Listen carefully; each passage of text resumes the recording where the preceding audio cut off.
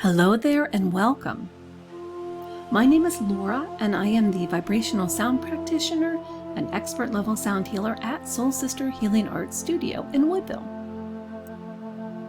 Who do you think created this magnificent universe?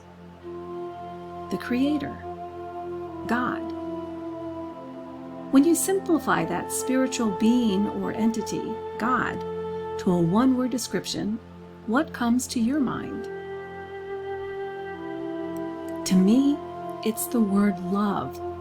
And personally, I feel the world could use a lot more of love.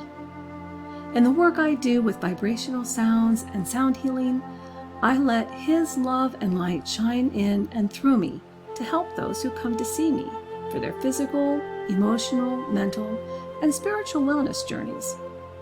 But why at Soul Sister Healing Arts Studio? I'm getting to that. I graduated from a private Methodist college, got married in the Lutheran Church, and taught music in Catholic schools for almost 25 years. I was led to frequencies and sound healing by God. Solfeggio frequencies, which I was first trained and certified in, were hidden in the Book of Numbers, and according to some people, were used by Levitical priests to help people heal. When a life-threatening situation occurred to my husband, I was led to those solfeggio frequencies by our Creator. I listened to Him, learned about them, and used them on my husband, though I was told twice by his doctors that he would not make it. My husband's recovery was truly amazing and miraculous, so much so that I listened to God and I made the decision to leave teaching. Ironically, during that same time, I shared with my students a video about Masaru Emoto's water experiments with water that was exposed to words, positive and negative ones, and even prayers, photographs, thoughts, and music. His experiments revealed how water was structurally changed. Some were turned into beautiful water crystals when they were frozen. And what you see here are some examples of this. My point at that time was how important the words that we say, including our prayers, the music we listen to, and even our thoughts can change our lives. After all, depending on who you listen to, our bodies are made up of at least 60% water, though some say 70%. And if thoughts, words, images, and music can change water, what can they do to us? And what came from that?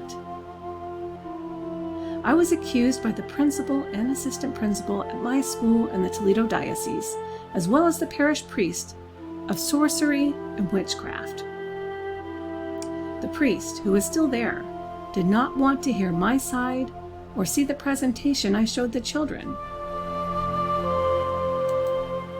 And he didn't want to see the video or the images regarding the scientist that I showed the students, which showed the frozen water being turned into snowflake-like crystals. And he didn't care. He didn't care that these children placed a bottle of water on the table, that they made a circle around the table and they prayed over the water, and they sent it love and gratitude. And you're seeing part of this video right now. And that ugly picture that you saw earlier was the water before the children prayed for it. And this image here is of that image, actually, the water changing right before the children's eyes after they prayed for this. He didn't want to see this video. And in his words, he didn't care that they prayed because they weren't even Catholic. Though, again, he never even saw this video. Some people, and I'll include the mainstream media, they try to divide us. Gender versus gender, religion versus religion, political party versus another political party, race versus race, those who took the shot or jab versus those who didn't, age of one group versus another, and the list, it goes on and on. Divisiveness. What is the purpose of this? And who created it? They want to shut people down, not let them speak because they don't agree with what that person says. They shut down their social media posts or even their account. They get canceled. And that's what I felt happened to me. I was canceled and turned away, rejected, dehumanized, and my freedom of speech was denied. You know, the same freedom of speech we're supposedly guaranteed in our First Amendment right of the Constitution of the United States of America. And then I realized they were also denying me rights that the Declaration of Independence states. You know how it's worded.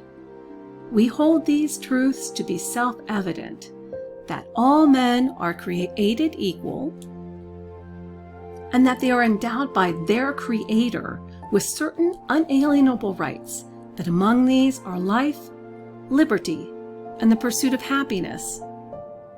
So, I left that school at the end of the year, pursuing a new career, the one that God led me to, vibrational sounds and sound healing. Now, while sound healing may sound like a relatively new thing to you, it's actually been around for thousands of years and existed in just about every culture, including the Native Americans and the father of the famous oath that doctors take, Hippocratic Oath, Hippocrates. Now, let's talk about fear. People are filled with so much anxiety and fear and even aches these days, and many clients come to me with these. Some may even be afraid to walk into a place such as Soul Sister Healing Art Studio. But where and from whom does fear come from? Does that come from our Creator? No, it comes from Satan. He feeds and thrives on people's fears, as well as from the hatred and animosity that some have against someone because of their beliefs. Fear, to me, is false evidence appearing real. And I refuse to cave into fear, to hatred, to divisiveness. And the one and only place that welcomed me, my personal history and story, my truth, my training, and my personal philosophy and mission to help others on their wellness journey, to teach them about the power of sounds to heal, was the owner of Soul Sister Healing Art Studio. In fact, the studio was created to offer different healing modalities to the local communities around Woodville, and that's how I arrived there. Fears, doubts, anxiety, they don't consume me. I am in the one location that is accepting of who and what I am, and it allows me to be who and what our Creator has asked me to be. As Christians, we know that He lives inside of us, that we are His heirs, that He has given us authority, power, and dominion over all things that creep on the earth, that we share in His glory, that greater is the one living inside of us than he who lives in the world, that no weapon formed against us, and that includes our overall well-being, shall prosper, that He has already conquered our enemies, that we can do all things through Him who strengthens and empowers us.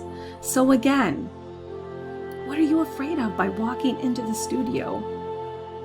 Our magnificent Creator is the most powerful. His love, His light, not only conquers the darkness, but the Bible tells us He already has conquered it. If any of this resonates with you, then release your fear. Step into the studio and meet with me. Let's see what we can do to work together to help you heal from within, physically, mentally, emotionally, and spiritually. Thank you for watching. I hope to see you soon.